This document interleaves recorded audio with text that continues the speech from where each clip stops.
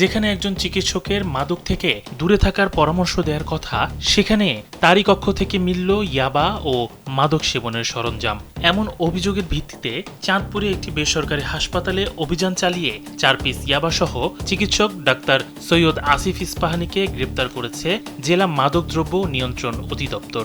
Injection push করে আপনি হাত জোর করতেছেন কেন?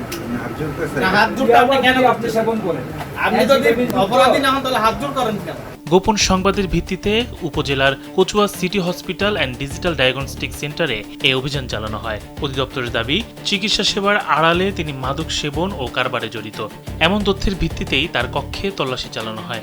তল্লাশিতে 4 পিস ইয়াবা ও মাদক সেবনের বিভিন্ন সরঞ্জাম উদ্ধার করা হয়।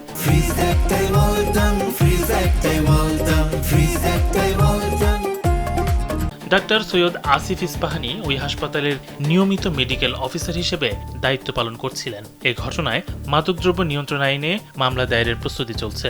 গোপন সংবাদে জানতে পারি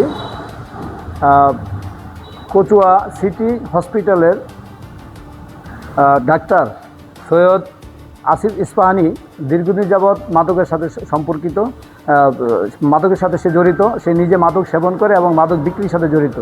সে নিয়মিত ইয়াবা আসক্ত এবং এই তথ্যের ভিত্তিতে আজকে আমরা এখানে অভিযান করি।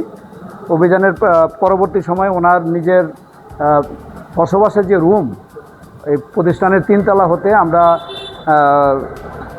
ইয়াবা সেবনের সরঞ্জামাদি এবং 4 পিস ইয়াবা আমরা উদ্ধার করতে সক্ষম হই এবং এই ইয়াবা ব্যবহৃত যত ধরনের উপকরণ এবং সেবনের যত ধরনের উপকরণ সমস্ত কিছুই আমরা জব্দ করতে সক্ষম হই এবং নিয়মিত মামলার যে মাদকদ্রব্য নিয়ন্ত্রণ আইন 2018, সেই 18 অনুযায়ী আমাদের সংশ্লিষ্ট থানায়, কচুয়া থানায় একটা নিয়মিত মামলা রুজু হবে।